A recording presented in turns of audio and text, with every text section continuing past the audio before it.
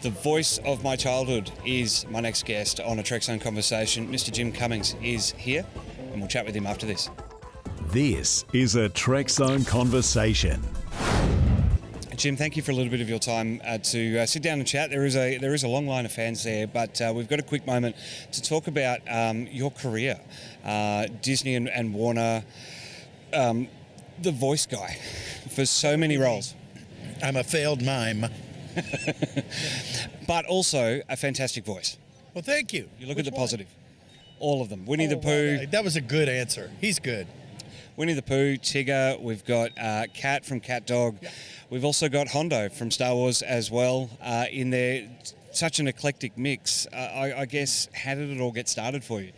I was a very annoying child, as you can well imagine, and I used to get kicked out of class a lot for doing all these things, you know, that the Sister Mary Agnes just didn't understand. But it's okay now. It's worked out. Sister might be watching now. If she is, what would you say to her now? So there. No, I don't know what I would say. Well, I'm sure they like me now. Yeah. Conventions, coming down, seeing these people, so many people in the queue waiting for us to finish here. What's it like to see these fans and meet everyone? Oh, it's great. You know, I always like the stories of people that come up and they'll say things like, "Well, gosh, I had a troubled childhood," or this or that, and they'll say that Winnie the Pooh or Tigger or Darkwing helped them through dark times, and that's very nice. It makes me feel very good. It's very gratifying. And what's the most popular character that people come out and talk about? Well, there's kind of Pooh and Tigger are in their own category. They're kind of the evergreens. They're way up there.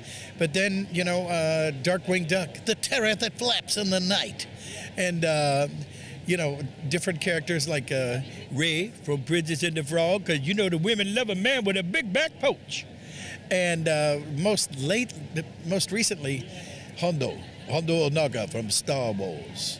I stop by and I will give you a ride in my friend Han Solo's ship. We don't have to tell him. No sense worrying the poor boy. It's just incredible across these years. As you say, you're moving into Hondo and with Disney, but Winnie the Pooh has been going since 1988. How do you keep coming back to that voice? Is he in the back of your mind there constantly as a companion?